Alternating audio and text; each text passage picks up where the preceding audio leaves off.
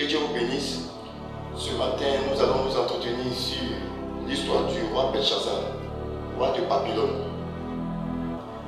Notre thème de ce jour, c'est compter, user et diviser. Mais comme sous-thème, nous allons prendre ce thème suivant, le monde en joie ou le monde en fête. Pour ça, nous allons lire Daniel 5, verset 24, verset 28. Nous lisons. C'est pourquoi il a envoyé ses extrémités de main qui a tracé cette écriture. Voici l'écriture qui a été tracée. Menez, nickel et passé. Et voici l'explication de ces mots. Menez, Dieu a compté ton règne et il a mis fin. Nickel, tu as été pesé dans la balance et tu as été trouvé léger. Passé. Ton royaume sera divisé et donné aux Mèdes et aux Perses. Amen. Ici, il s'agit du roi Belshazzar qui organisa une fête pour ses grands, c'est-à-dire pour ses grands de son royaume, ses conseillers et autres. Donc j'imagine Belshazzar, pour la réussite de la fête, certainement a dû embaucher le meilleur décorateur de Babylone pour décorer la salle qui devait accueillir les convives. J'imagine également certainement embaucher les meilleurs musiciens, les meilleurs joueurs, les meilleurs distrailleurs, je peux m'exprimer ici, pour que les convives soient à l'aise. Donc certainement que pendant cette fête, il y a eu le meilleur vin, la meilleure nourriture qui puisse vraiment exister dans Babylone. Tout avait été mis en œuvre pour la réussite de cette fête. Donc j'imagine le roi Belshazzar préparer cette fête-là. Et les serviteurs du roi étant actés pour la réussite de cette fête. Donc un matin, le roi prend un édit pour l'organisation de la fête pour ses convives. Donc nous imaginons un tant soit peu l'organisation de tout ça. Mais il s'avérait que le roi Belshazzar, petit-fils de Nebuchadnezzar, eut à poser une action qui déplut à Dieu et cela lui coûta cher. Dans le même chapitre 5 de Daniel au verset 2, il est dit que le roi, après avoir goûté au vin, décida d'amener les ustensiles de la maison de Dieu à la fête. Après avoir goûté le vin, il ordonna à ses serviteurs d'amener les ustensiles de la maison de Dieu dans la fête. J'imagine un peu ces serviteurs, lorsque le roi a pris vraiment ce décret-là, j'imagine ces serviteurs être réticents. C'est de moi qu'ils se sont dit, ah roi, les ustensiles de la maison de Dieu, mais personne ne veut pas le roi. Il a ordonné à ses serviteurs de le faire. Ces serviteurs, certainement malgré eux, ont dû obéir au roi parce que le roi avait parlé. Donc nous imaginons un peu, lorsque les serviteurs sont allés chercher les ustensiles de la maison de Dieu et qui sont rentrés dans la salle avec les chandeliers, les coupes d'or de la maison de Dieu de Jérusalem, j'imagine un peu les convives, les ministres qui étaient là, qui étaient choqués de voir les ustensiles de la maison de Dieu à la fête. C'est d'abord que les convives se sont dit, les ministres se sont dit, ah mais pourquoi est-ce que le roi a fait ça? Mais personne ne pouvait faire part au roi de sa pensée, au risque de mourir ou d'être tué ou d'être jeté de la force au lion. Parce que la force au lion existait. Donc, au risque de ne pas y aller, les convives se sont retenus. Bien que choqués de la chose du roi, certainement se sont retenus, mais personne n'a pu parler. Donc, dans l'effervescence de cette fête, la musique qui jouait à fond, la débauche qui était au rendez-vous, parce que c'était une fête sans limite. C'était une fête sans limite. Donc nous imaginons un peu ce qui s'est passé dans la salle, l'effervescence, voulant plaire aux ministres qui étaient là. Belshazzar fit la folie de louer les dieux d'argent, les dieux d'or, les dieux de Babylone. Il célébrait les dieux de Babylone, malgré la présence des ustensiles de la maison de Dieu. Donc nous imaginons un peu, pendant qu'ils étaient en train de célébrer, de danser et de louer les dieux de Babylone, nous imaginons une main sans corps qui rentre dans la salle. C'est devant là où l'écriture avait été placée, était en face du trône. Donc nous imaginons un peu une main visible, mais qui n'avait pas de corps, écrit sur les linteaux de la porte, compter, peser et diviser. Nous imaginons un peu la réaction du roi. La Bible dit que le roi était choqué, le roi a changé de couleur. C'est-à-dire que ses os même tremblaient. Ses os vraiment tremblaient. Dans cette salle qui était remplie de joie, cette salle a changé l'atmosphère. Nous voyons des convives, ceux qui étaient venus fêter avec le roi, célébrer avec le roi, être paniqués parce qu'ils voyaient, être choqués parce qu'ils voyaient. C'est tellement que certains d'entre eux ont fui la salle parce que c'était une chose vraiment très remarquable, vraiment macabre. Donc ils ont décidément fui, c'était convives ont dû fuir de la salle parce que c'était terrible ce qu'ils voyaient. Une main sans corps, vraiment c'était vraiment terrible. Donc ils ont décidément fui. Dans cette salle qui avait la joie, fut changée en salle de deuil, en salle de terreur, en salle vraiment terrible dans cette salle. Vraiment en salle plutôt de crainte, en salle de crainte. Donc la joie est partie. Et si le roi Belshazzar a dû trembler sur lui, c'est que son ivresse est passée. En voyant cette main, son ivresse est passée. Son ivresse a dû le quitter. Parce que son ivresse ne l'avait pas quitté, il n'allait pas bien voir. Et cela n'allait rien lui faire. Mais c'est parce que son ivresse l'a quitté qu'il a commencé à trembler sur lui-même. Donc nous imaginons un peu ce qui s'est passé ce jour-là dans la salle. La crainte, le trouble, la débandade, la panique totale, depuis le roi jusqu'au serviteur, la panique totale. Pendant ce temps, le peuple était chez eux, le peuple était dans sa maison tranquille. Mais le roi avait commis la folie d'amener les ustensiles. N'ayant pas trouvé la solution, cherchant plutôt l'interprétation à cette écriture, fit part à ses mages, et seulement à ses grands, ses magiciens et autres, pour interpréter ce qui avait été écrit. Mais ce qui avait été écrit était l'écriture de Dieu. Pour que l'écriture de Dieu soit interprétée, il faut un enfant de Dieu, il faut quelqu'un qui a l'esprit de Dieu en lui. Donc la reine même fit part au roi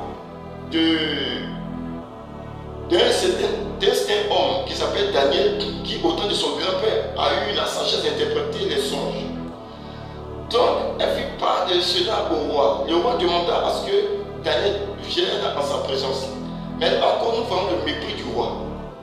Le roi dit, lorsque nous lisons plus loin, le roi dit, est-ce toi le déporté que mon père a fait venir de Babylone? C'est-à-dire qu'il a méprisé même Daniel.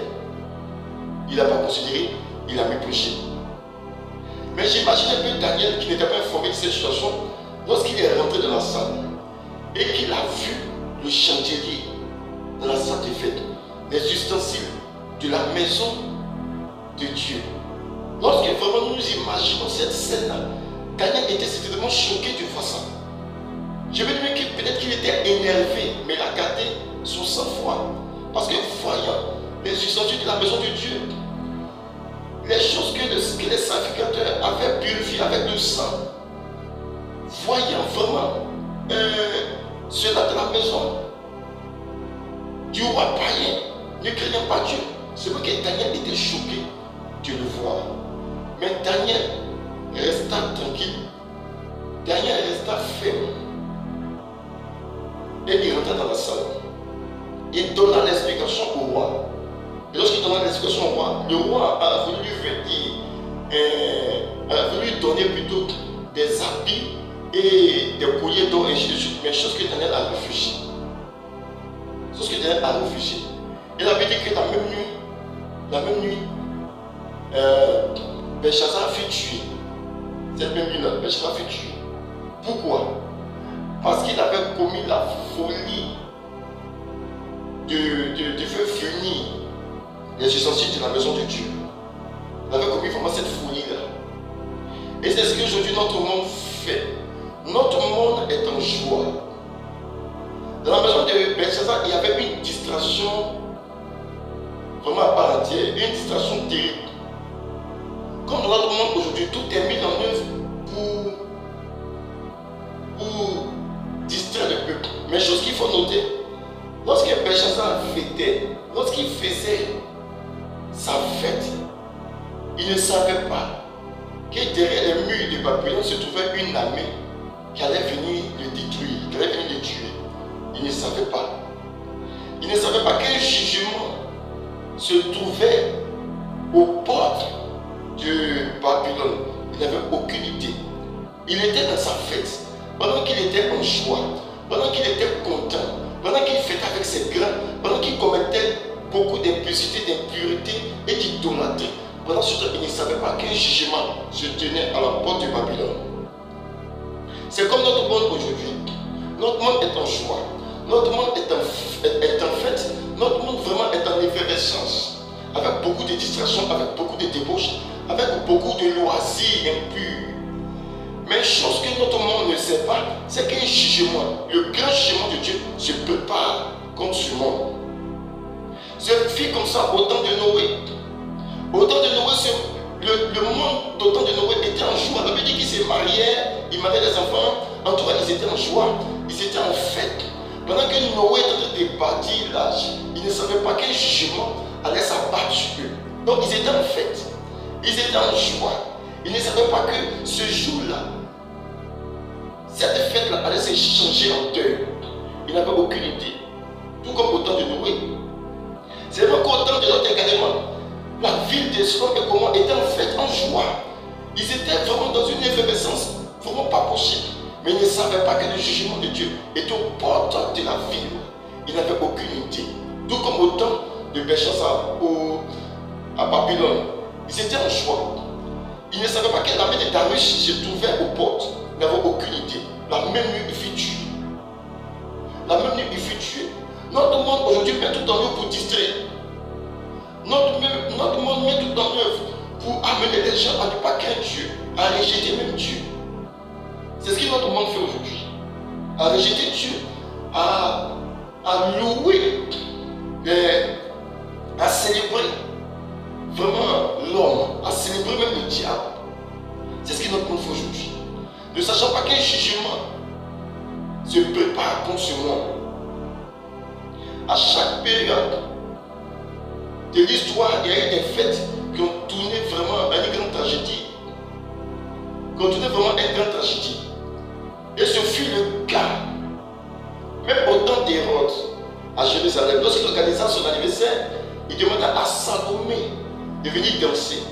Donc dans l'effervescence de la fête, cette fête remplie d'impureté, une fille qui venait danser parce qu'elle nue, dans la joie, dans l'ivrognerie, tout cela, Hérode dit à Salomé, demande-moi tout ce que tu veux. Hérode qui était en joie, lorsque Salomé lui fit vraiment la demande de la tête de Jean-Baptiste, sa joie de la fête fut changée en tristesse et en deuil. Le monde en joie, ou le monde en fête. Le monde, la fête du monde conduit toujours à une tragédie. Parce que derrière la fête du monde, il y a toujours le jugement. Ça s'est passé avec le roi Belshazzar à Babylone. Ça s'est passé au temps de Noé, avec le déluge. Ça s'est passé au temps de l'autre. Et ça s'est passé encore à notre temps. Ça s'est passé encore à notre temps. Ce monde dont nous aspirons, ce monde dont nous voulons demeurer éternellement, partira en fumée. Ce monde sera détruit par le feu. C'est pour ça que Jésus dit de ne pas nous attacher à ce monde. Parce que ce monde n'a rien à apporter à un enfant de Dieu. Ce monde n'apporte que la distraction. Ce monde n'apporte que des choses éphémères. Et ce monde met tout en œuvre pour ne pas que l'homme se concentre sur Dieu. Pour ne pas que l'homme recherche Dieu. Et l'homme est distrait par toutes choses de choses. L'homme est distrait, oubliant qu'il y a un Dieu qui existe, ne sachant pas qu'il y a un jugement qui est aux portes de ce monde. Lorsque Jésus-Christ reviendra et que l'Église sera enlevée, le châtiment qui attend le monde sera terrible, parce que la Bible dit, dans l'Apocalypse, la Bible dit que la colère de Dieu qui sera diffusée sur ce monde sera sans mélange. Vous imaginez Dieu qui va juger la terre avec toute sa colère. Dieu qui va juger la terre avec toute sa colère sans mélange. C'est-à-dire que quand Dieu jugeait les gens avant, je veux dire que le châtiment de Sodome et Gomorrhe, il y avait un peu de mélange. C'est-à-dire que Dieu a dilué son châtiment. Au temps de Noé, je veux dire que Dieu a dilué son châtiment. Mais vous imaginez, après l'enlèvement, le jugement de Dieu sur la terre sera sans mélange. Si ce que nous avons vu là, il y avait un mélange là. Imaginons maintenant une colère, oui, où c'est sans mélange. Mais c'est sans terrible. Parce que la Bible dit que lorsque Jésus va venir régner pendant le millénium, il va venir régner avec un jeu de fer. Ça serait un règne de fer. Ça ne sera pas un règne de compassion. Ça serait un règne vraiment terrible. Pour ceux qui auront raté l'enlèvement, pour ceux qui auront pris la marque de la bête.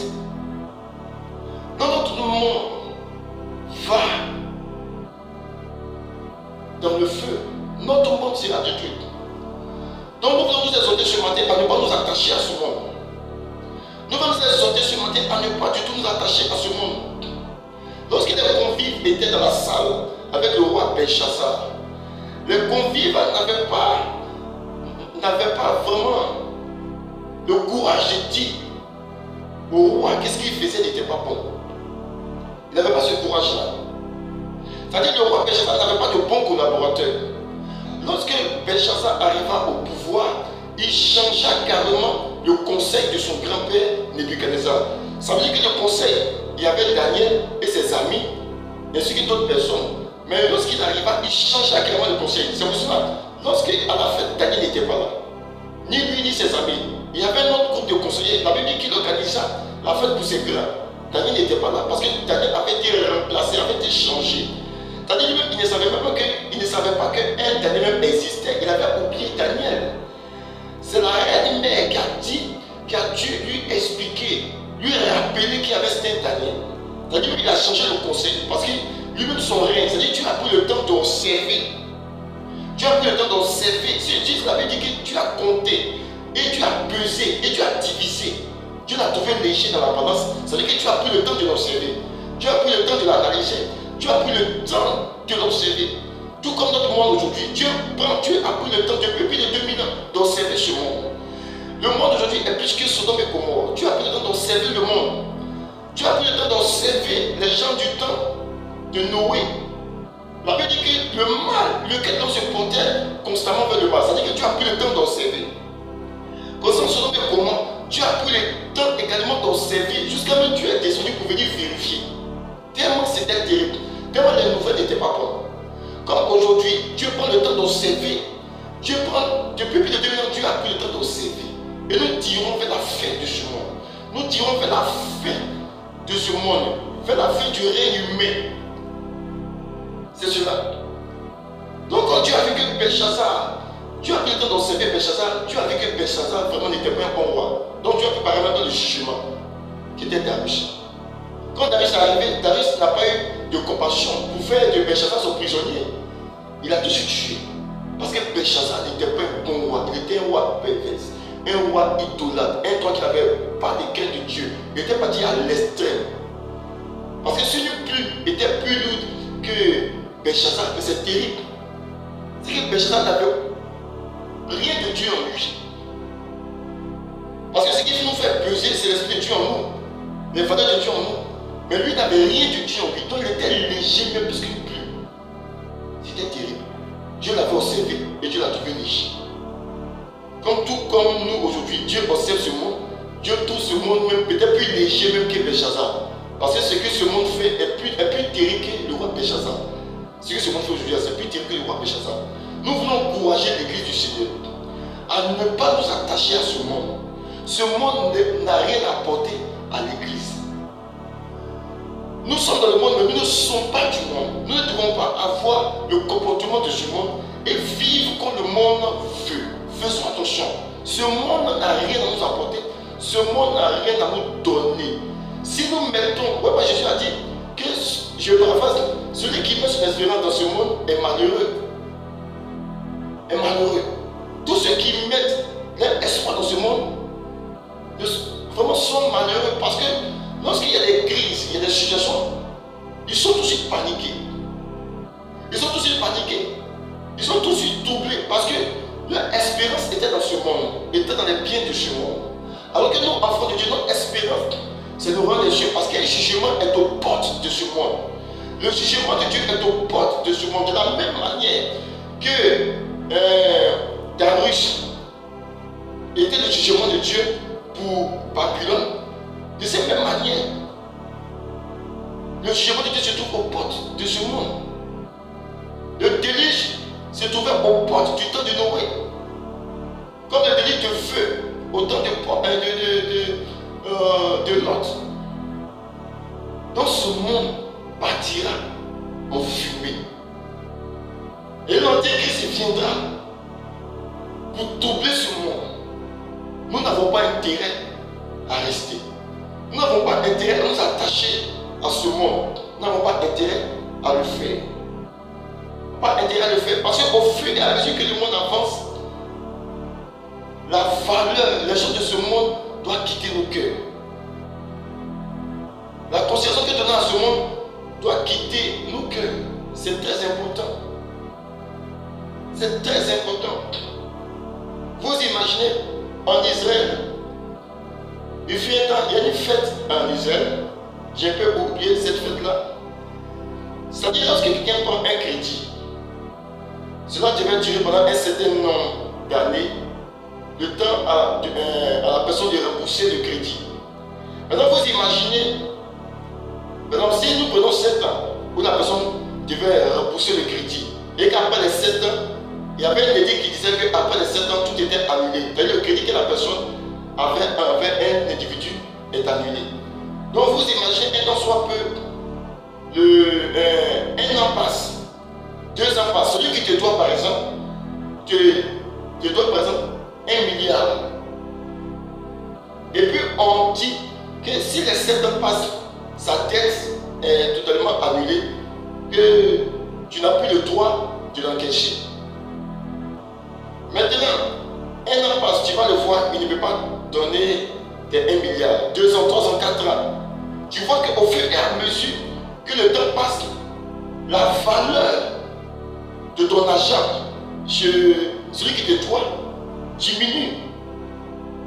Les 6 ans arrivent, tu vas le voir, tu dis, ah mon ami, il te dit, ah vraiment qu'il n'a pas d'argent. La 7e année arrive. C'est-à-dire dans quelques heures, ton argent sera annulé, la dette sera annulée.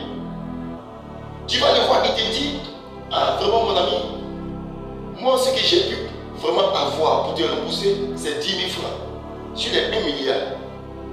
Donc toi, il te dit, ah voici les 10 000, tu prends ou bien tu laisses. Si tu laisses les 10 000, tu as tout perdu. Donc au risque de ne pas perdre, tu décides de prendre quand même les 10 000 sur 1 milliard.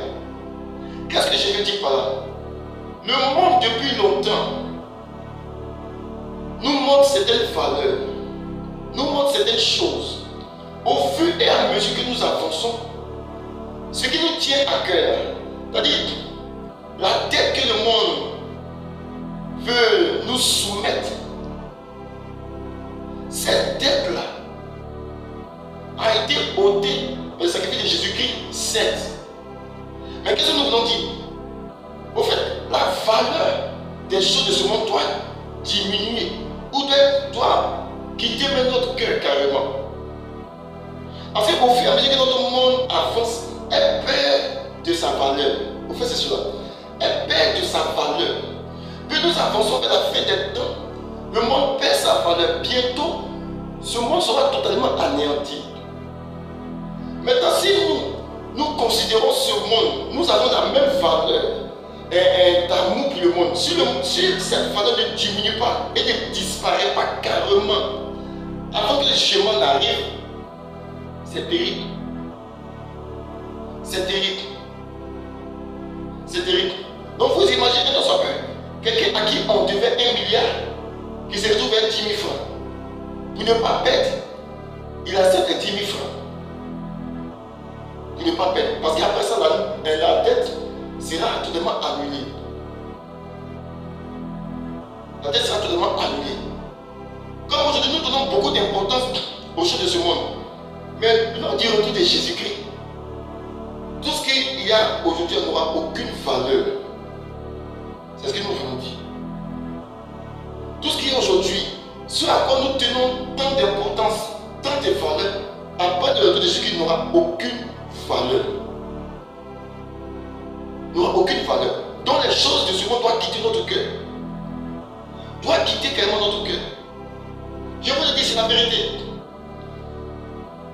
Si le Seigneur revient tout de suite là, tout ce que nous avons aspiré à voir, tout ce que nous avons tant désiré, tout ce que nous avons bâti n'aura aucune valeur. Je ne dis pas de ne pas bâtir, il faut bâtir, mais n'ayons pas le cœur attaché aux choses de ce monde. C'est ce que je suis de dire. Donc les choses passeront. Donc nous ne devons pas nous attacher aux choses de ce monde. Parce qu'après le retour de Jésus-Christ, le crédit du monde, je vais m'exprimer ici, n'aura aucune valeur. N'aura aucune valeur. L'argent que le monde nous propose n'aura aucune valeur. Les choses que le monde propose vraiment n'auront aucune valeur. Donc nous devons nous détacher des choses de ce monde. Le monde en fait. Le monde en fait. Ne rentrons pas dans cette fête du monde. Ne rentrons pas dans cette fête-là qui détruit notre monde. Ne rentrons pas dans cette fête-là. Parce que cette fête-là, il y a un chemin derrière. Soyons sages. Soyons sobres. Parce que généralement, lorsque les gens sont tellement en joie, tellement en effervescence, ils commettent beaucoup de bêtises. Ils commettent beaucoup de mauvaises actions. Et cela se voit souvent même lors des grandes fêtes, grandes cérémonies. Tellement les gens sont en joie, ils posent des actions, ils n'ont plus de contrôle d'eux-mêmes. Ils n'ont plus de contrôle. Ce fut le cas du roi Belshazzar. Lorsqu'il goûtait au vin, il a commis cette folie. Tellement le vin était doux dans sa bouche, il a posé l'action qui a conduit à sa perte. Faisons attention à cette fin des temps. Que Dieu nous bénisse. C'était l'exhortation de ce matin. Vraiment, faisons attention. Les valeurs de ce monde vont bientôt disparaître. N'ayons rien du monde en nous. Prions Dieu pour cela. Père, nous te prions au nom de Jésus-Christ, afin que tu nous aides à ôter par ta grâce, par la puissance de cet esprit, tout attachement à ce monde. S'il te plaît, agis sur notre Dieu et notre Père. Accorde de nous attacher à ce monde. Oui, c'est notre Dieu, accorde de nous attacher à ce monde, à nous attacher à toi. Agis dans nos vies, s'il te plaît. Nous avons vraiment besoin de toi. Nous avons besoin de toi, Seigneur. Vraiment, aide-nous. Nous attacher à toi et non à ce monde. Nous soumettons tes mains. Garde-nous. Au nom de Christ Jésus, nous t'avons prié. Amen.